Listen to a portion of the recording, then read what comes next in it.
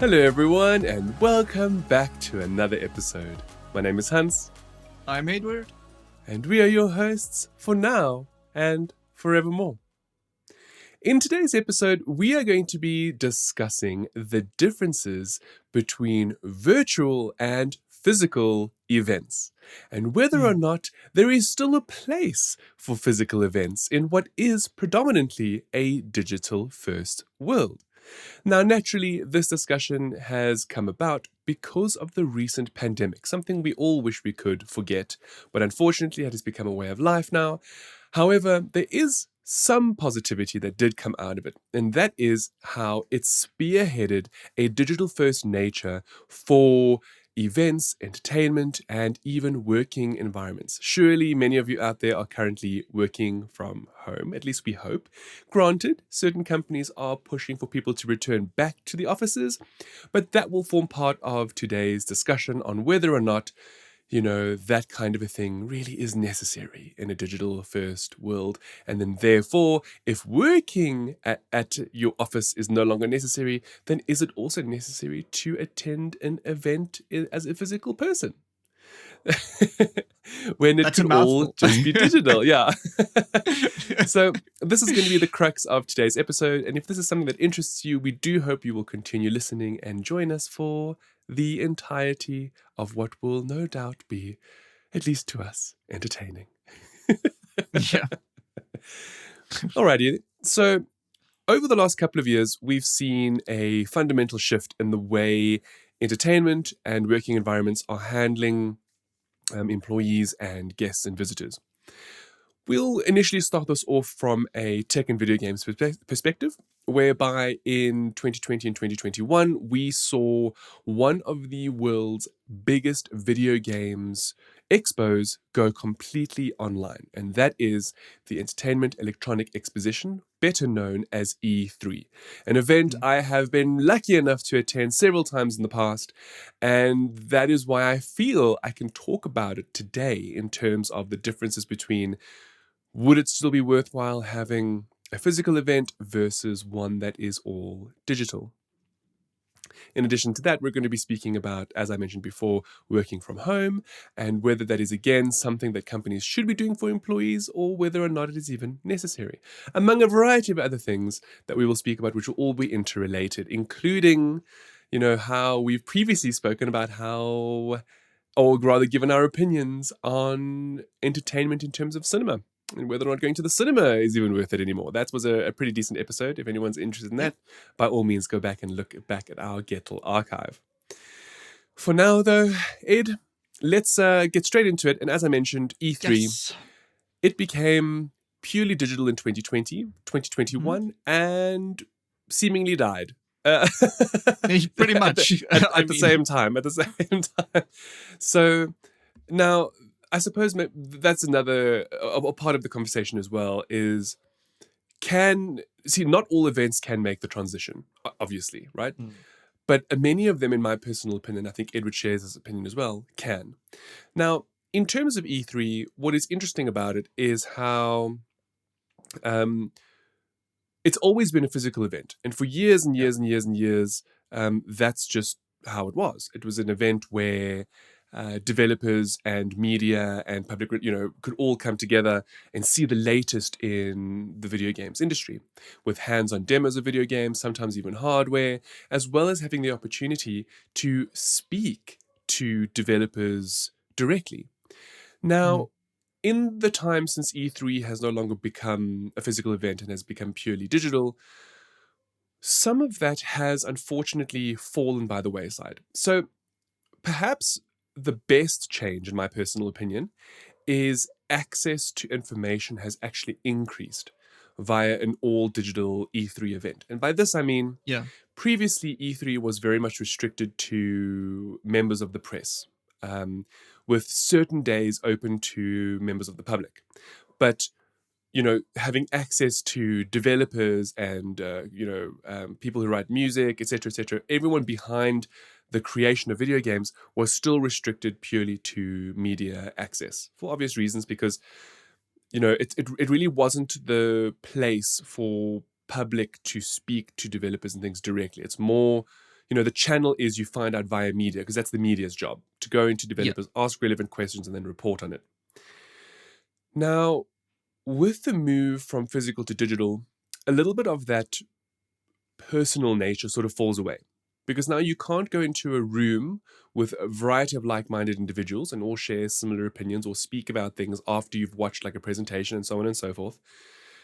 I will concede that perhaps that is one of the major negatives, is that you're not around like-minded people, and it's not that easy to make friends, when it's all digital and so on and so forth.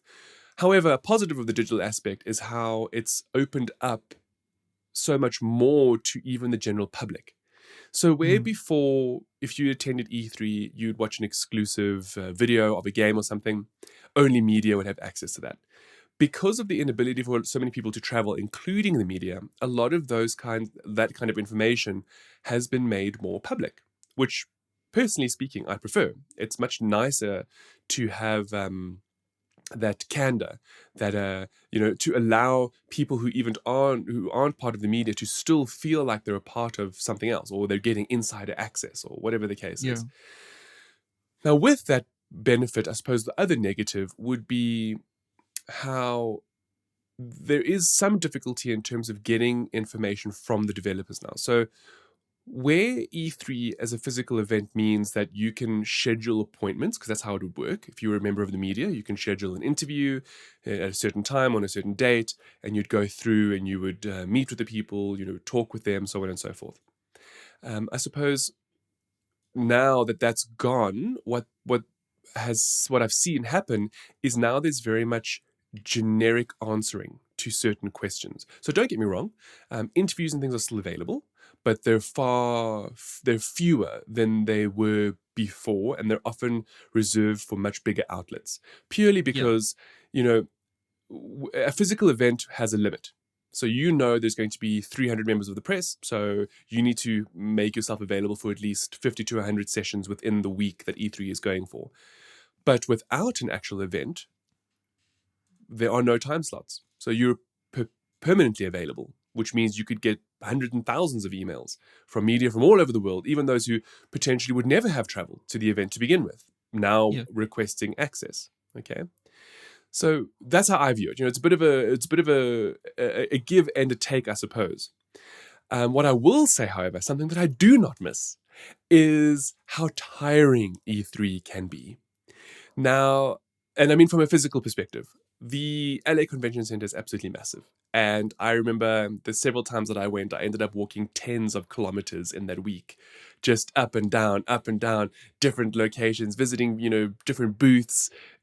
Look, it is a phenomenal, wonderful experience, but it is incredibly taxing. I mean, after that week at E3, I felt like I needed another 2-week holiday, because it's enjoyable to a degree, but it is also very hard work. Conversely, I would say that now, in a digital-first era, there is still the possibility of becoming tired, but for a very different reason. So where E3, the main event, is purposefully condensed because it has to take place within a certain period of time, digital E3 has gone on for like 3 months, 4 months. So the tiredness now is not so much a physical tiredness of having to walk around. It now becomes a mental tiredness of how there is always another something that is being announced or spoken about or revealed, and it just doesn't stop. So it's actually more consistent. So where everything was once condensed in a week, now you have 4 months of reveals and releases, and it gets a bit much when you have to cover this as your job, as your profession. Yeah. Like, and it's not only that, like, even though we have this big 4-month window now, all of a sudden, multiple developers and publishers, they decide to do this little rat race kind of thing where, let's say Xbox, for argument's sake, will release a trailer on the new Gears of War. Then Sony will immediately after, the day after, even though they don't have a scheduled conference for another week, they'll release some teaser about Last of Us or whatever, just to make sure that they are in the news ahead of the competition. And even that's super tiring. That is a very astute observation. I didn't even think about that, but you're actually quite right. So, Mm, with a physical E3, you would only really get announcements during their press conferences. mm, But in a digital first E3, where many companies, or more notably Sony, have moved away from being part of E3 and they now do their own thing, you're right. They do randomly release things to coincide with other yeah, with uh, other and other publishers the worst part is about this, like the general populace and even the media, we get used to a release cadence. We get used to, oh, the schedule is coming. They'll probably release a teaser or two beforehand.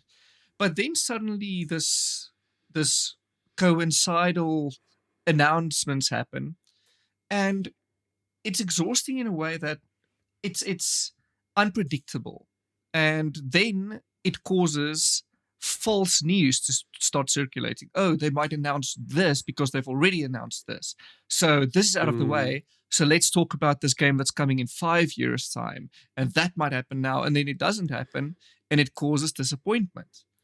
Well, um look, I mean, the whole announcing things well in advance has been traditional E3 for decades. That's not yeah, that's true. too different.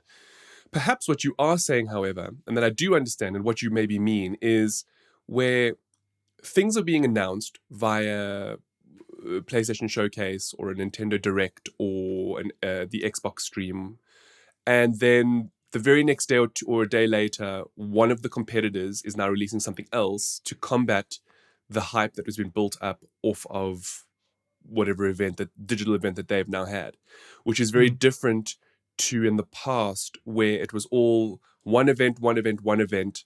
Everybody watches, everybody enjoys, everybody speaks about within only a couple of more announcements afterwards, because all the big announcements happen at mm, the events, you know? yes. And so I suppose what you are saying is true, where let's say one of them have had an incredible event, more so than the others, then one of the others might tease something that is still several years away, but it doesn't matter because now it takes away from the other. The big thing, And yeah. and they're all guilty of this, so it's not like one is better Yep. than the other in this regard, because they all do it. Okay. Yeah. Um. Look. Okay. So there are positive and negatives to both, right? To digital/physical. Ed, how do you feel just in general about it? Now, I know you've never had the opportunity to attend an E3, okay? However, Mm, you have attended many events locally, meaning yeah. in South Africa, we have our own fair share of events. Like we've had Rage, we've had Rush, we have Comic Con. We have a whole lot of them. Now, of course, over the last couple of years, they have ceased to exist for obvious reasons because of the pandemic and no one was allowed to get together anymore. And so quite a few of them moved online. And I would say from a South African perspective, rather unsuccessfully compared to, Yeah. international events and so on. But I'm curious, purely from your perspective now, and I'll speak about mine as well. How do you feel about that? Like, we're Like, talking about digital versus physical here. So what are your pros and cons? it could very much be an age thing, because let me give some background. I Context. remember fondly that my dad and I, and sometimes a friend or two, would go to the annual Rage, which was hosted by NAG, New Age Gaming Magazine. It's a big Wow. mini Talk about E3 blast from the event, past. right? Now, Mm. we would do this yearly. I would save up some cash. I'd buy a new graphics card there because the specials were always out of the world.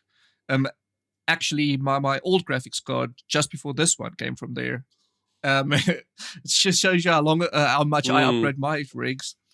And that was always a fun social aspect of things. But it was more so hanging out with friends than the actual thing, if that makes sense. Yes. Um, Agreed. but in retrospect, I would say that I don't feel for it at all. I don't mind that it's non-existent anymore because of the advent of YouTube and streaming and digital announcements and events.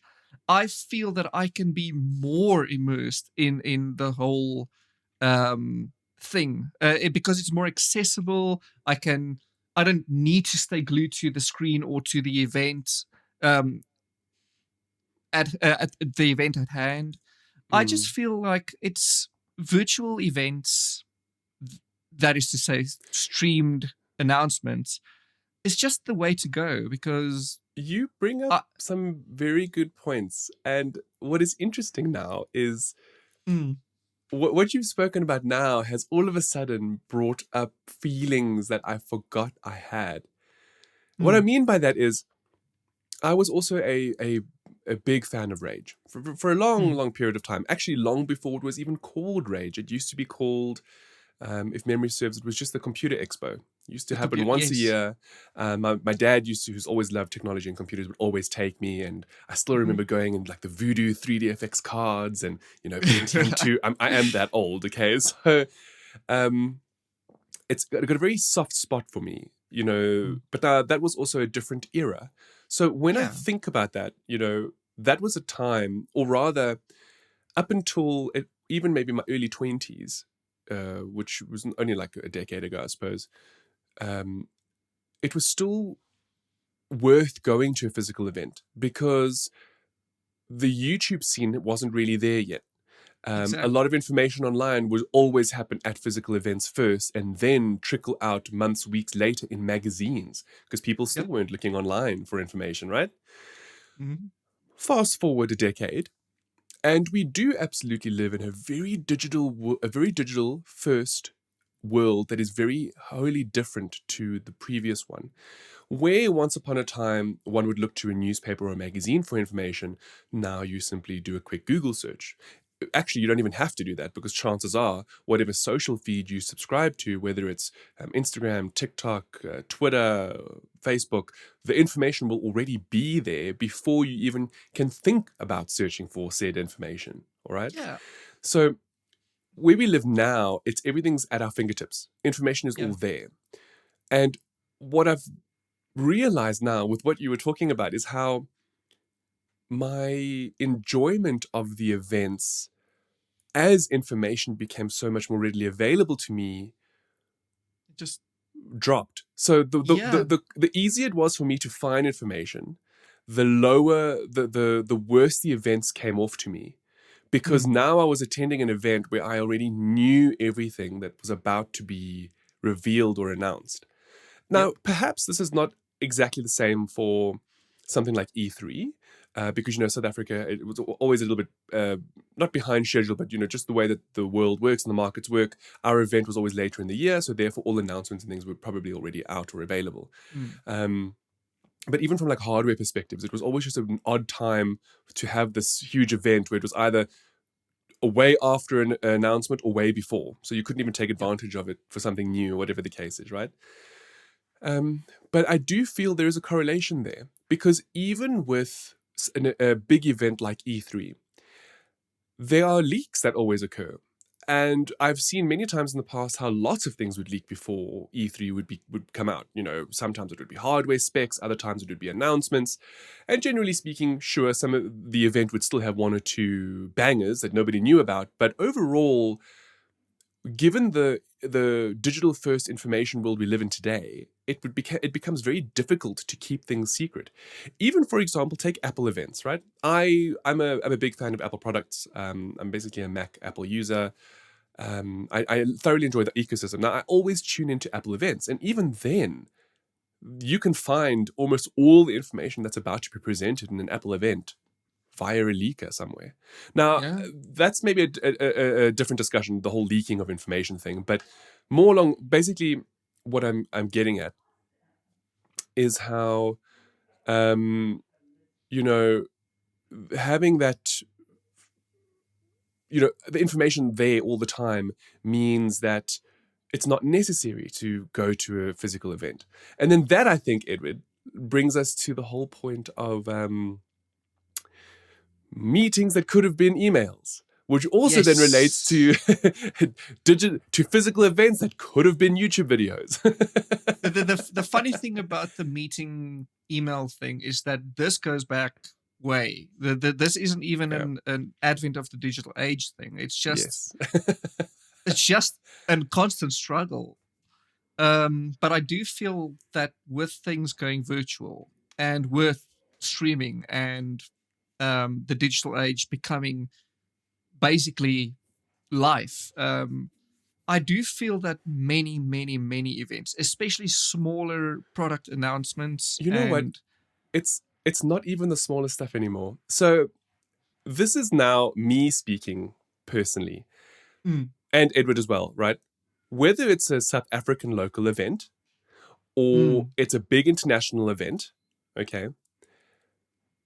Just think about those events for a second. What do you end up doing at these events? Cool. You go to the event. Yes. You socialize with some people there, hopefully some friends you know, maybe some strangers. You network a little bit if you want. But then you all sit and watch the video that's going to be on YouTube straight after the event. yes, and usually accompanied by an MC with a broken mic, just regurgitating whatever you're seeing on the screen anyway. Oh no, It's or they don't even know what they're talking about. I've had that. I've been to I've so had many that events before as where, well. yeah, the MC doesn't know anything about the product, and they're doing their They're best to just talk making about it. But shitty jokes. now, Yeah. look, I suppose. Okay, so from a physical and I suppose sometimes also software perspective, there are moments where sometimes going to an event like this will give you the opportunity to use or play said product or whatever Mm, announcement that they've had. I want to just put out there though that a lot of the times it's not worth it. Um, yeah. Sometimes it is, sometimes it isn't. So let me break it down a little bit. From a software perspective, at awesome events like E3, and even at Rage, we've had some our local PR sometimes do really great work given our location and how late in the year this event can happen. And one of my fondest memories of that was the one Tomb Raider event we had where we actually had it was at Rage and we were shown a preview that no one had seen in the world yet. Plus we had access to the game. Anyway, I don't want to get too much into that. From a software perspective, if you have access to a playable demo of the title after the event, that I would say makes it worth it. Okay? Because then you have time, you've got maybe half an hour to actually play test it, and then you can put together or formulate a preview of said content. Where it doesn't quite work very well is when it comes to hardware. And the reason for this, and sometimes software as well, but the reason for this is because more often than not, you'll go to an event, they'll showcase the hardware, then they'll be like, now you can test the hardware. And what that entails is watching somebody demo the unit for you, or if you're allowed to touch it, it's like 5 minutes and that's it. Then they take it Yeah. back from you, and it's like attached to the table, and you can't really You can't do much anything. with it. Yeah. It's basically giving you a 3D image of the hardware. Actually, More than anything. a good example for anyone who's listening or watching is whenever there's an Apple event, you'll see like MKBHD, iJustine, and a couple of other creators go to the event, and then they give you their first impressions, right? Mm. That's assuming, of course, Apple hasn't already given them the device, or in advance, and they don't have a video that launches when the event happens. But you'll note that a lot of those things are very superfluous. It's, it looks pretty, but they can't really say much or do much because what is 5, 10, 15 minutes with a brand new product? It's not possible to formulate anything other than how it feels and the way it looks. And 90% of the time when it comes to hardware, unless it's truly unique or innovative, it's very difficult to glean anything from that.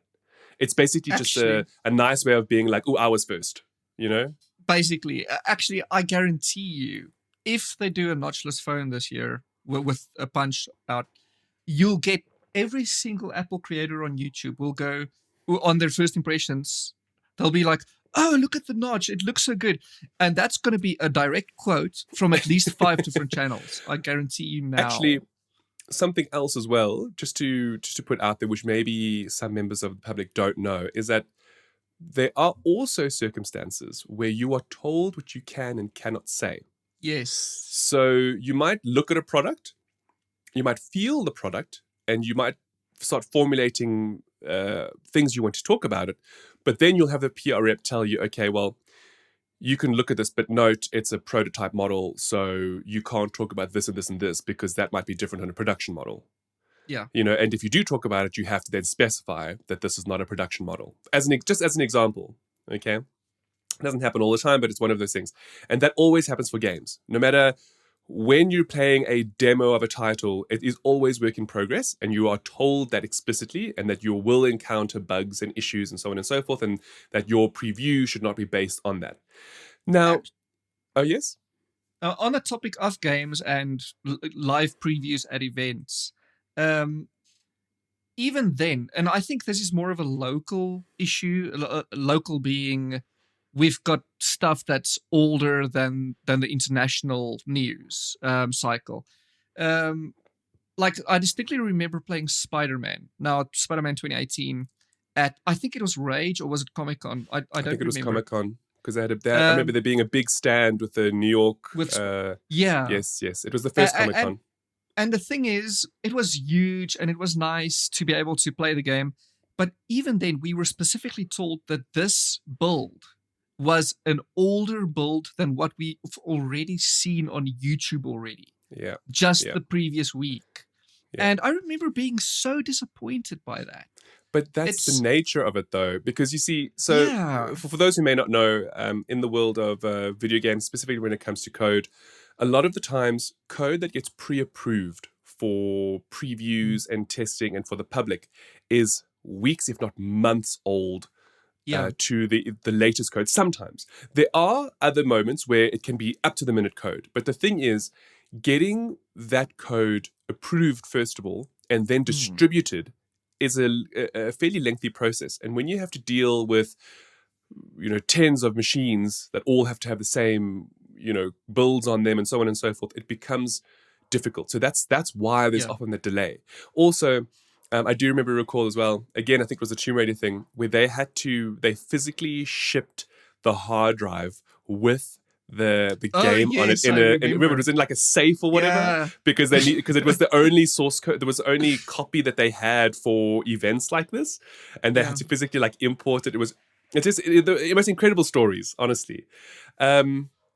So it's interesting. So what I suppose I want to say about this is, that's we're speaking very much from a physical perspective, right?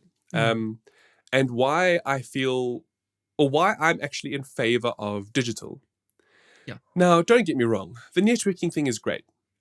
Seeing people you haven't seen in a long time, the relationships you can build, it's always nice. That I don't want to take away from that, all right?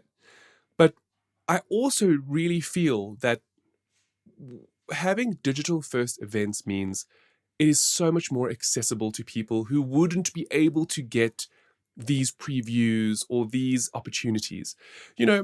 Again, speaking from a South African perspective. So every single time I've gone to E3, that's been self-funded. Okay? No one sponsored me. I didn't have a lot of other local media often have companies that would sponsor their plane tickets and accommodation and et cetera, et cetera, et cetera. But every time I went, I used my own dime. That's just not for any particular reason other than the fact that I could afford it, I suppose. But what I'm trying to get at here is that as much as many people would like to go, having something physical, which is almost always in a first world country, makes it very inaccessible for people who are not in other first world nations or who don't have the funds or the means to get to those places. So why then should they be at such a disadvantage? Why should people like us from Africa be at such a disadvantage to not be able to attend things like this unless we get sponsored or unless we can save the money, whatever the case is? Now, this is a very different discussion again, because this also relates to the medical industry and how a lot of medical conferences and things always happen in first world nations for diseases that are predominant in third world countries. Anyway, that's a discussion for another day, but it's still relevant even to our industry, which is tech and gaming. How having a physical event, as wonderful as it might be, means that you are excluding a large portion of people around the world who could cover your product. Now, by doing all digital, you give everyone with an internet connection, and I mean everyone, the same playing field. It's identical. Everyone's getting the information at the same time. No one has to worry about who's getting it first. Everybody can report the information whenever it's necessary. Okay, don't get me wrong, sure. If your PR in your country is doing the Lord's work, chances are good you'll get press releases before the announcements. It's very rare, but it can sometimes happen. But generally speaking, the digital evens the playing field. And for me, that's personally why I enjoy digital first events. Because it Yeah. means that no matter where I am or what I'm doing, if I choose to live a digital nomad lifestyle, I'm now no longer excluded from whatever's going on. Mm.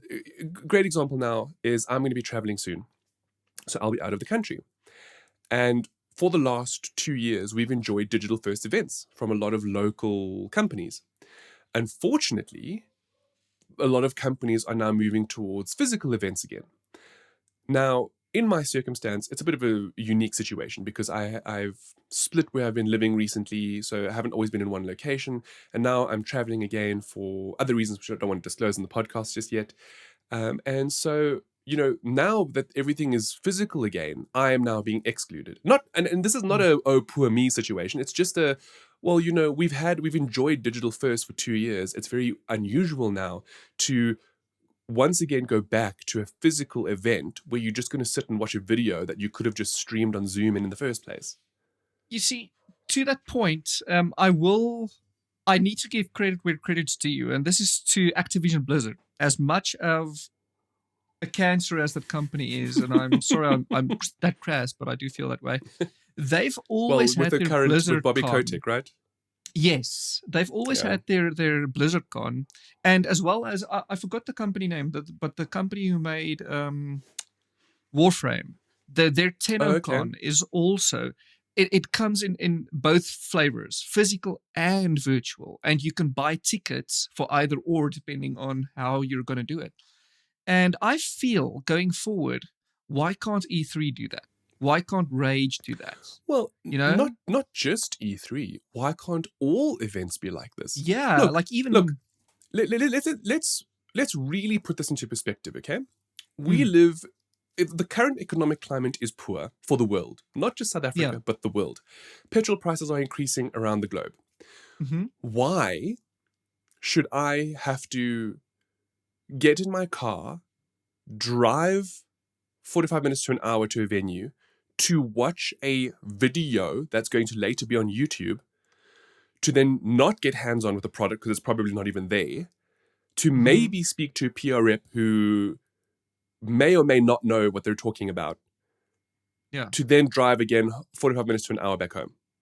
So not only now have I had to go through the expense of paying for transport, but I've also wasted 3 or 4 hours of my day for what was a 15-minute YouTube video that I could have watched at any point during the day and formed the exact same content that I would have after spending 4 to 5 hours at whatever event that I've gone to. Yeah. That for me is the biggest con for physical events versus digital first. No, really, it just is. I mean, no, it's so, I understand there are reasons why you'd want to go to a con. So let's use South African Comic Con, all right? The 2018 show was phenomenal. It was the first one. They went all out, despite having 1 or 2 celebrities pull out at the last minute. It was absolutely a phenomenal debut, all right? Yeah. 2019 came along, and for the most part, the Comic-Con improved to an extent. It probably didn't have the exact same vibe as the first year, obviously, because the first one was the debut, but it carried on growing, and it was good, and people enjoyed it again. Then, of course, for 2020 and 2021, unfortunately, the con had to go digital first. And you know what? It was admirable. It was an admirable attempt at trying to take something that has been traditionally a physical event and to make it online. Now, it didn't quite work in the way or as well as something like E3, for example. Because, understandably here, an event like E3 is about digital product. So you don't need to have a physical event. You don't need to be there to see it. You can just watch the stuff online. You can, PR people can organize live Zoom meetings where you can watch somebody playing the game, or you can still speak to developers, etc., etc. That's what's happened for the last 2 years. Mhm. On Comic-Con's front, unfortunately, a large part of it is physical. Cosplay is physical. The collectibles are physical. Now, with that said, and as much as Comic-Con South Africa have tried to do their best, hasn't been all that great, but they've tried. I will Mhm. take my hat off to San Diego Comic-Con because they did a fantastic job over the last 2 years of the pandemic, but only because they already had a digital San Diego Comic-Con in the background in any case, for people Mm. around the world who couldn't attend. So, Exactly. and what that would do is that would give you special access to unboxings of collectibles that people saw in person. If there was a talk at the event, you could now stream it online. Do you know what I mean? So Exactly. there were so many ways of ensuring that even if you couldn't make it to the event, you could still enjoy it from afar, which is exactly the example that Edward has given with BlizzCon. Whether or not you actually go there, if you pay for your ticket, your digital ticket, you have access to everything that a physical person who goes to the event would have. And that for me is how it should be. Yeah. You have the option, go physical or go digital, but either way, you're not missing out whichever one you pick, because not everybody can make it to places, so you're evening out the playing field. Yeah. It's quite obvious that I'm in favor of digital. Yeah, I think it's super obvious. But this goes But to it makes sense. it goes to something that came to mind when you were speaking about it just now. It comes down to comfort and availability. Mhm. So when you have something like a physical event, people have to make the time out of their days to go, to get there, to, you've got to set aside things. And then if you can't make it to what you miss out, right? That's it. Sorry Yeah. for you. But if it's digital, especially if it's made available online after, so let's assume there's a Zoom meeting at 3 p.m. and you couldn't make it. It's okay because there's always a video on demand afterwards. So you don't really Exactly. miss out. You still have the opportunity that you would have had, I don't know. I mean, I know maybe a lot of people are listening to this and they're like, oh, but you're totally missing the point. The physical events are all about the community. It's all about being around people. And, people who go to Rage LAN will absolutely say that, because it's the biggest LAN in South Africa every year, or it was in any case, and probably will be when it comes back. And, everybody connects and, but that's a wholly different thing. A Rage LAN like that doesn't need to be part of Rage to be successul. That's a wholly different experience altogether, because people who go to their LAN barely even walk on the show floor. Yep. They pay for a weekend LAN ticket.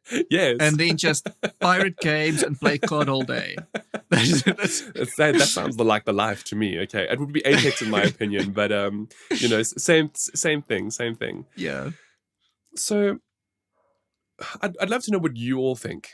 What are you in favor of? Do you want things to go back to the way they were before? All physical, you have to go into the office, you've got to lose time to your commute, but at least then you get to socialize with people and, including your bosses? Or would you prefer the digital first thing where your time is your own, and as long as you get the work done, it doesn't really matter what you're doing or where you're located? Or the same for the industry that we're in? As long as we have access to the video, it doesn't matter when we watch it, as long as we do, and then we can produce the content, Yeah. I think it's quite clear I'm digital first. Yourself, Edward? Same. Except for maybe missing out on some social interaction.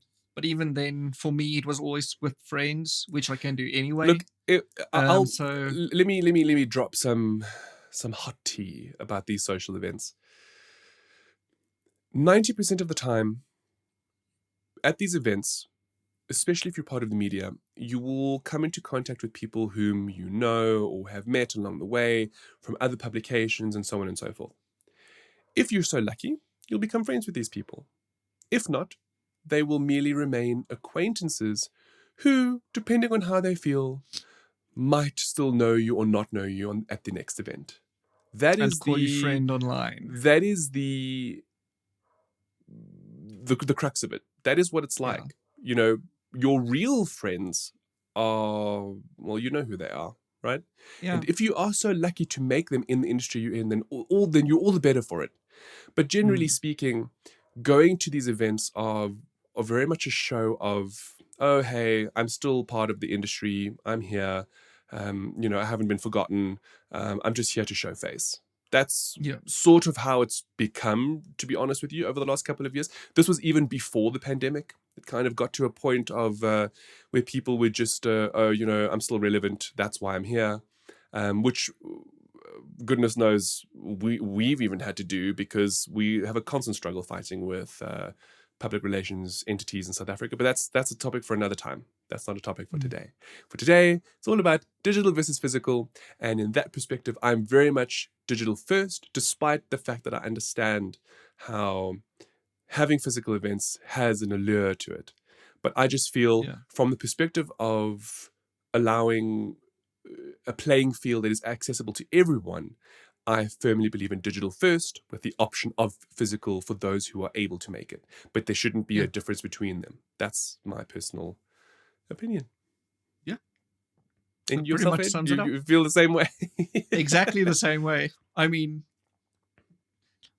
if you have to go physical, just give us the option. That's it. That's actually, you know what? I think feel... that's it. I think that's it. So yes, tech and gaming events should be virtual by nature. Yeah. Personally speaking. But if you have a physical version, always have a digital as well. There is no point today in why you should have a physical event without a digital component. Because why? Why do you want to cut off people who are unable to make it to your physical event? Doesn't make sense. Yeah. Even if you have a physical product to try, doesn't matter. All you need to then do is set up a separate stream where you can have somebody demoing the product for those who are watching. It's that simple. Yeah.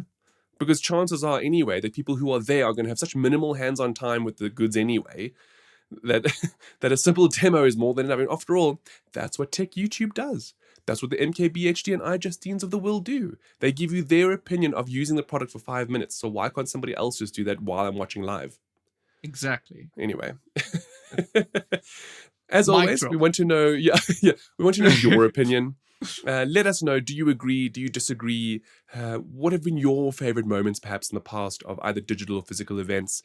And how do you feel about it? You know, are we making sense in terms of how, you know, emotions and things have changed because we live in a digital social world now versus years ago when we didn't have that kind of information on tap? Or do you vehemently disagree and you feel that we should be touching grass? Outside. The outside grass. Yes. I mean... Anyway, I suppose that comes to the end of this episode.